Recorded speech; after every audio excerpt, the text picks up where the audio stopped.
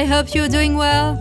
I'm thrilled to have you join me for this new episode where I'll be sharing about my latest trip to Italy and, more specifically, how this experience sparked new ideas and inspiration for my work. I'm just back from Naples and the Vesuvius region, and I'd like to share this experience with you. Let's get started.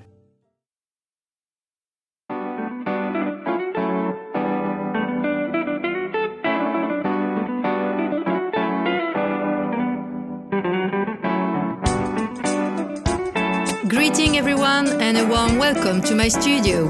I'm Alix Morel, a painter and printmaker artist.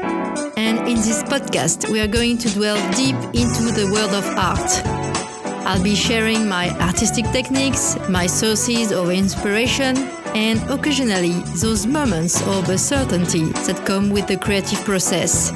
Put on your apron and let's get started. First, I have to tell you that I love Italy. I adore its ancient and medieval cities, its ochre facades, its more modern neighborhoods. In short, I love everything. During my studies and later in my career, I had the opportunity to live in Italy and in Rome in particular. It was during that time that I truly discovered ancient history, which has since become one of my great passions. In fact, alongside my artistic work, I'm currently pursuing a PhD in ancient art history. Just before turning 40, I decided to embark on this project, which I had been considering for several years. These historical and archaeological studies greatly influenced my creative work, especially in terms of aesthetics and form. These two types of research, namely historical and artistic, are, in my opinion, interconnected. Back when I lived in Rome in 2009, I had the opportunity to visit Pompeii. That experience was a true revelation for me. I don't know if you ever had the opportunity to visit this archaeological site, but what's striking from the moment you arrive is the overwhelming sense of immediacy. You're suddenly transported back in time. It's quite incredible. This time, I went to Campania both for my academic research and for my artistic work.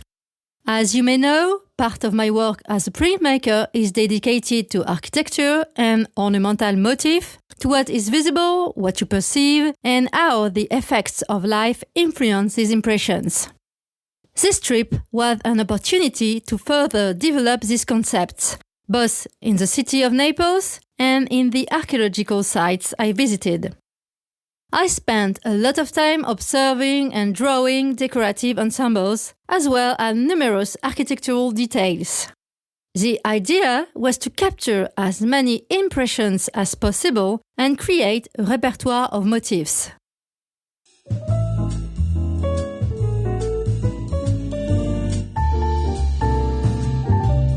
I really love Naples. It's a fascinating and vibrant city. People sometimes say it's dirty, but I don't think so. Personally, I enjoy its bustling atmosphere. I had already visited the city a few years ago, and it was a pleasure to return. Of course, I visited the Archaeological Museum and the Capodimonte Museum, which I mentioned in episode 3, dedicated to an exhibition that had taken place previously, last year, in Paris at the Louvre Museum, showcasing works from this Neapolitan collection. If you are interested in that topic, I invite you to listen to that episode. In Naples, I also spent a lot of time wandering around the city, and I visited the catacombs of San Gennaro and San Gaudioso.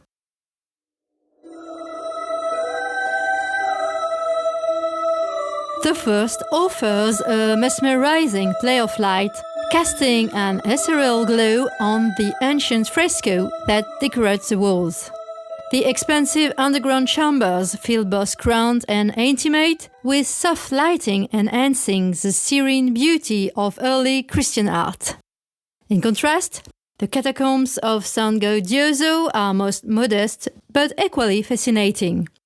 Both catacombs evoke a profound sense of history, reverence, and the mystical, which fascinated and inspired me. I also took advantage of the trip to visit Stabia, which I had never seen before, and most importantly, to return to Pompeii. These visits have enriched my repertoire of ideas and artistic concepts. On that note, I'm now going to talk about something that's very difficult to explain. It's the way we, as artists, translate our impressions into our works of art. Specifically, how can I convey the feelings and impressions I experienced during these different visits?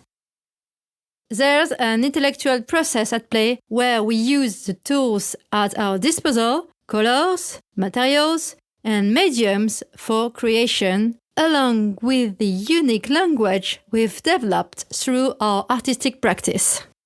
This language consists of our gestures, how we harmonize colors, and the personal motifs and drawing techniques we've honed over time. This technical and aesthetic knowledge form the foundation of our creative process. It's from this foundation that we share our ideas and experiences.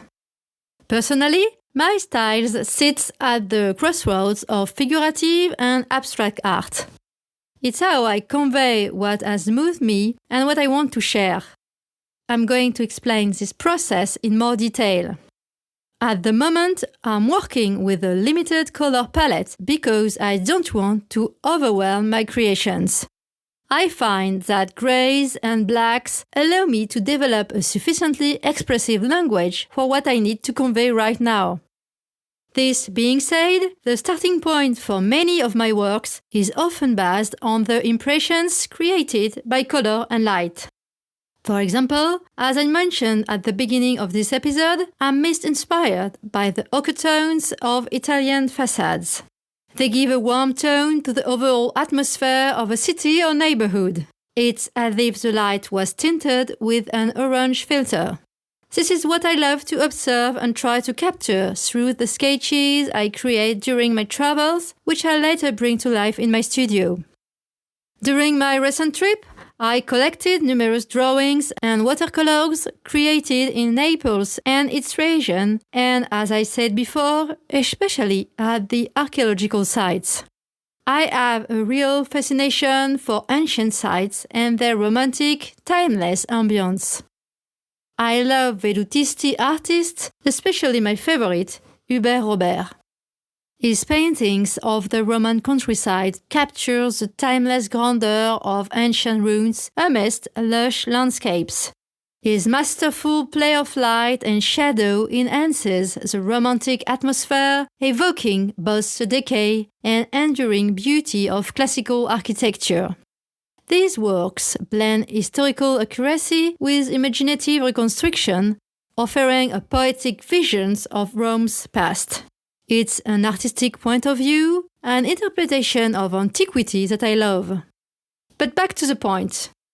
During my visits, I focused on capturing the effects of color and light on the architectural elements that seemed most interesting to me. For example, stepping into the Villa of Mysteries in Pompeii, the play of light and color immediately captivates. The rich reds and deep blues of the painted walls seem to pulse with life, contrasting with the dim, filtered light that enters through the small windows. The atmosphere is thick with history, as if the walls themselves was whispering ancient secrets.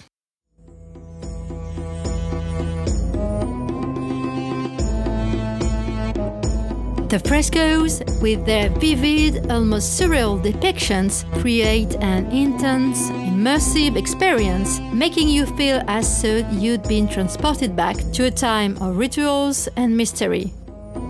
It's both awe-inspiring and haunting as the villa's past echoes through every shadowed corner. And that's what I love in Pompeii. Another example of what inspired me: gazing at the Vesuvius from Pompeii. The volcano looms majestically over the ancient ruins, a powerful reminder of nature's force. The sweeping view is both breathtaking and eerie, at the mountain's silent present contrast with the vibrant remnant of a once thriving city. The sunlight casts soft hues over the landscape, making the scene feel almost surreal, as if the past is still alive beneath the volcanic shadow. It's an immersive experience where history and nature blend into a profound, almost meditative moment. All of this, once collected in my mind and sketchbooks, becomes part of my artistic repertoire. What I find amazing is that each of us has his own unique vision and impressions. I'm just one small piece in the vast universe of the arts, sharing my experience and perspective with you in a simple, honest way, hoping that you enjoy it. I hope I've managed to give you a clear picture of my artistic approach and how I work outside and in my studio.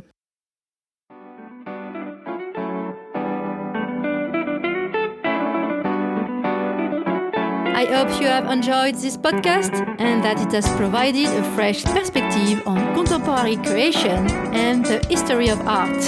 Please leave your comment below, and if you'd like to explore my work, let's connect on Instagram at alixmorelartiste or visit my website alixmorel.com. In the next episode, I will take you on another immersive journey into my studio. Added to that, if you happen to be in Paris, I'll be exhibiting at the Salon des Artistes Français in the Grand Palais from 19th to the 22nd of February. You'll be most welcome if you're in the area.